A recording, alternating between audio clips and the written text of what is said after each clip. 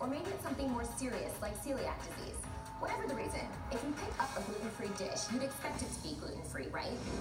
Well, now there's a portable device called the NEMA, and it can test gluten in your food in just minutes. It comes with portable capsules like this. You actually put the food inside these capsules. So we're gonna start off with some chicken, mashed potatoes, and a little spinach. What I'm doing is taking a little piece of food from everything on this plate. So now I'm gonna place the lid on the capsule, twist the lid like this until the green line disappears. Snap it in, I'm gonna push this button to start. It's testing every part of it for gluten, and it takes about 2 minutes.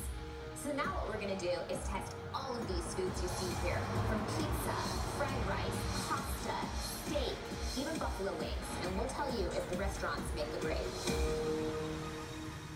Wow is right, and joining us is Leslie, our producer. What did you find?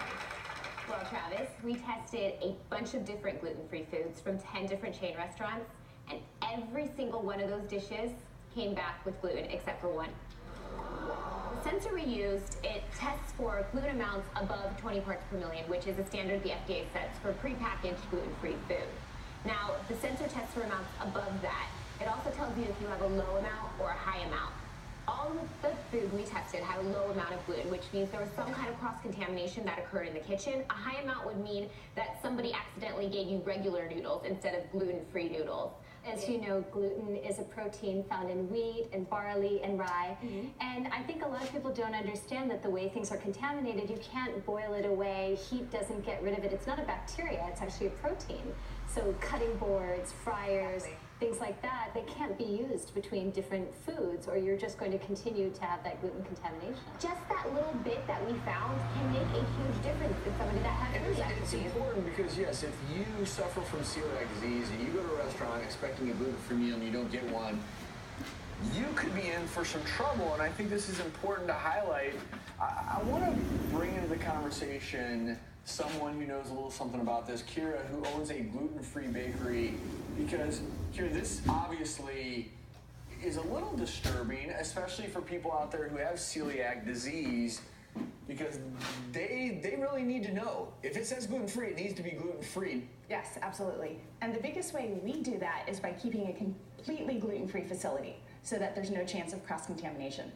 And people ask me all the time, what are good ways, if you're gluten sensitive, to dine out at regular restaurants? And I always tell them, call the restaurant ahead of time, and you can even let them know that you have a severe gluten allergy and that it's not just a preference. And that's something that I always advise restaurants to ask. Service staff, when someone says, oh, I need the gluten-free menu, is this an allergy or a preference, so that the kitchen can take it more seriously? Because it drives me nuts when people say, I'm gluten-free, oh, but the beer is okay, and the breadcrumbs on top of that are okay, and the Brussels sprouts from the common fryer, that's fine, because that's what I want to eat.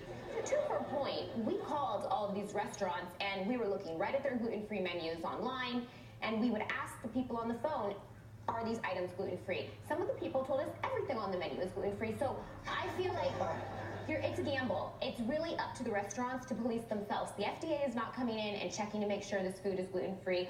Local health inspectors aren't doing that either. So it's up to the restaurant to do their due diligence, and things can fall through the cracks. And I think if there's a silver lining in this, it's the reality is a lot of people who are eating gluten-free don't necessarily need to be eating gluten-free. If you feel like you may have gluten sensitivity, celiac disease, you need to get the diagnosis, figure out what is going on with you so that you can take that next step, so that you do your own research, you do your own due diligence, know that where you're eating is going to be safe for you. Now, if there's a blessing in this, it is probably, if you go to your favorite restaurant and you have celiac disease or gluten sensitivity and you always feel bad, it's probably not the place for you. You know, at the end of the day. But the other thing is, gluten is also in a lot of other products that people don't know about. Toothpastes, for instance. So it really is, you have to do your own investigating. I think salad dressing is a big one, and then thickenings in soups, like many of the them roux in as soup well. is something to really look out for, because it's made of butter and a flour base, and it's used as a lot of base in soups, and that absolutely has gluten in it. So it is hiding in a lot of places. And I think that, like, to your point, that people think that gluten-free is healthier. I have friends out there that They'll buy gluten-free frozen waffles at the store because they think it's better for them, or gluten-free pizza, but they're trying to lose weight. It doesn't make sense to me because it isn't better for you if you aren't celiac. And I think also important to point out, please don't self-diagnose. I mean, even if you don't feel well, because avoiding gluten and some of the wheat, the barley, the rye that you need, if you don't actually need to, can lead to nutritional deficiencies as well. Absolutely. Your next investigation should be how many places say they're giving you a nut-free dish and there are nuts in it for those with nut allergies. And this is why we do these investigations. Leslie, I applaud you once again. I want to move on because could the poison from an Amazonian tree frog help treat things